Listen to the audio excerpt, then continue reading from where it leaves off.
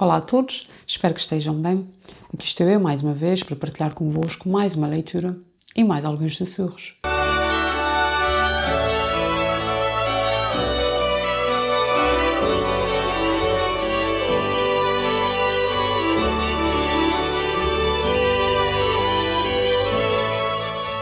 O meu nome é Malvina Sousa e hoje, neste espaço, quando os livros sussurram, vou partilhar convosco o poema Porque, do livro 100 Poemas de Sofia de Mel Brainer Anderson. Informo que, como sempre acontece quando se trata de um texto poético, este será lido na íntegra, de forma a não prejudicar a compreensão do mesmo, para depois se passar aos sussurros.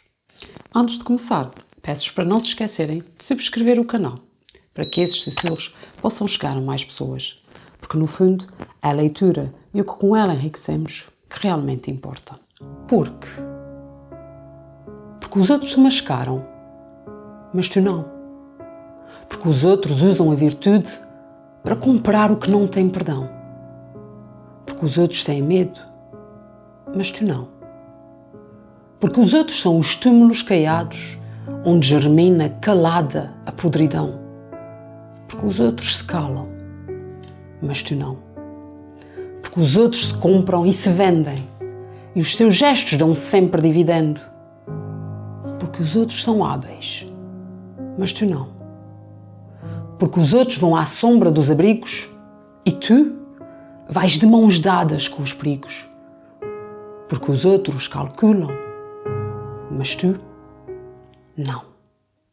Antes de explorarmos a estrutura interna deste escrito, isto é, de tudo o que diz respeito à análise temática e às ideias transmitidas no poema, com recursos que contribuem para as mesmas, falemos um pouco da sua estrutura externa, ou seja, de tudo o que diz respeito aos seus aspectos formais. É importante relembrar que um verso corresponde a cada uma das linhas do poema e que uma estrofe é o conjunto de versos, separados entre si por um espaço em branco. Importa também recordar que cada estrofe tem uma nomenclatura diferente, dependendo do número de versos que possui. Assim sendo, neste escrito, estamos perante uma quadra, ou seja, uma estrofe de 4 versos e 3 terceiros, estrofes de 3 versos.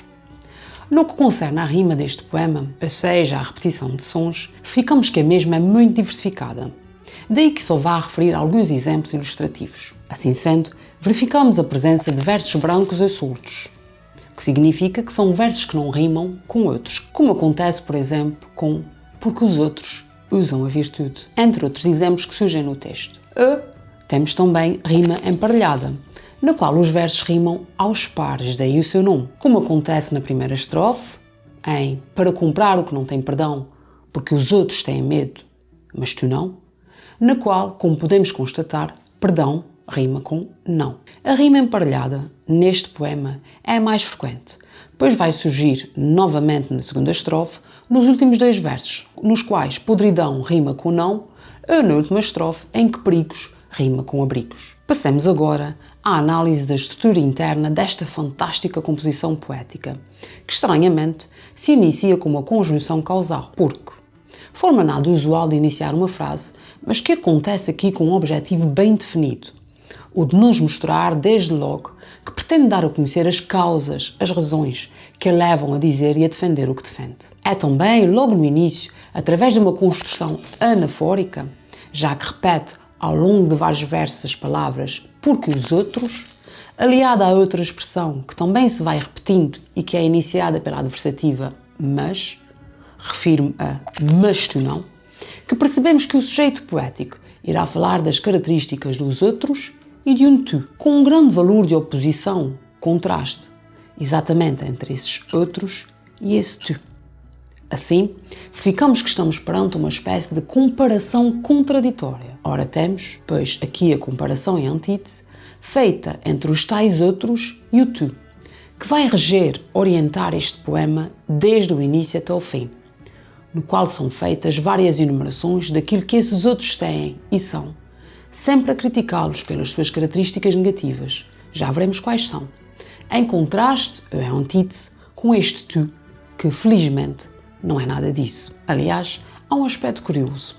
Este poema poderia perfeitamente começar com algo de género como tu és diferente, para depois continuar com todas as frases que se seguem, Tu és diferente porque os outros se mascaram, mas tu não, por exemplo.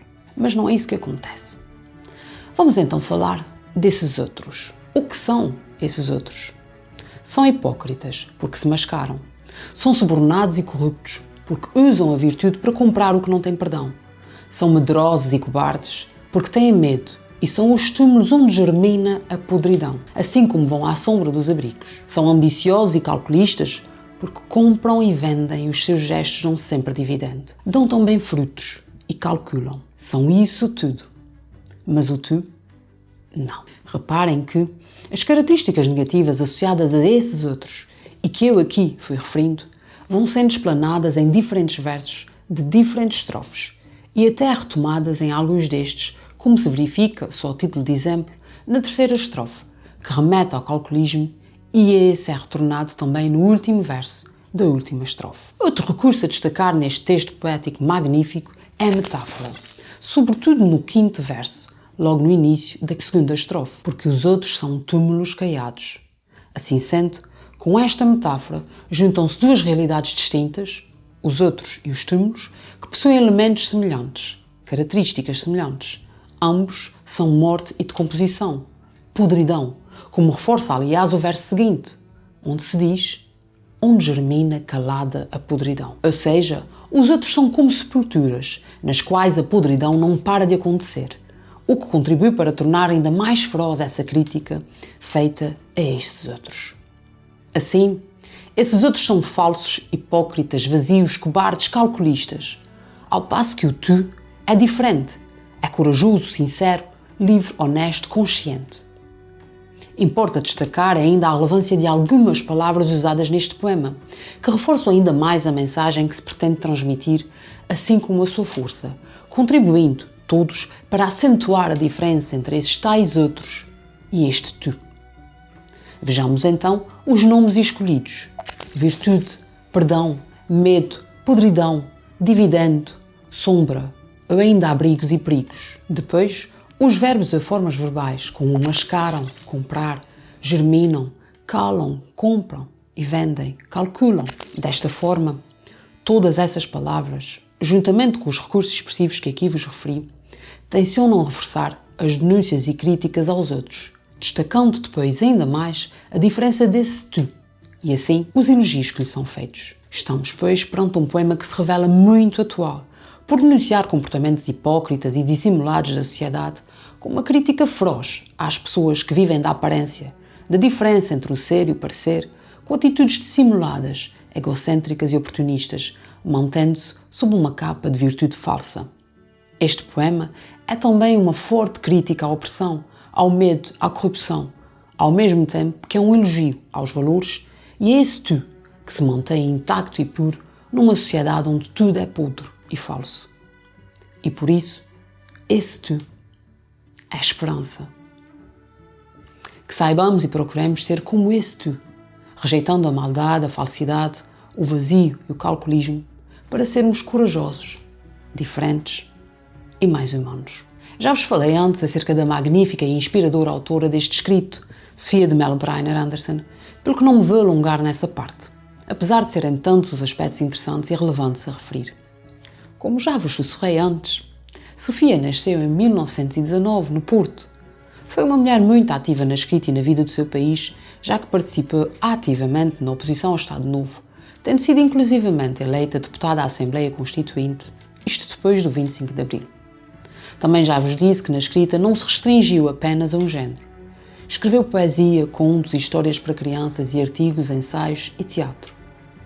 E temos aqui um exemplo perfeito da sua poesia, da capacidade interventiva de Sofia neste texto poético no qual ela alia magistralmente a escrita poética e o poder e a força desta a uma crítica intensa à sociedade, desmascarando o que esta tem de pior. Sofia partiu em 2004, mas deixou-nos a sua escrita e com ela a força do pensar e do sentir e também mensagens poderosas que nos devem fazer refletir e agir, porque a escrita tem essa força e esse poder. Espero que tenham gostado de mais este momento. Antes de me despedir, peço-vos novamente para subscreverem o canal e partilharem esses sussurros. Despeço-me, prometendo voltar na próxima quarta-feira para mais um momento de partilha. Já sabem, se quiserem saber qual o texto abordado na próxima semana, não percam os próximos sussurros, que têm sempre tanto para oferecer. Até lá, não se esqueçam, é importante estarmos todos atentos, porque os livros sussurram.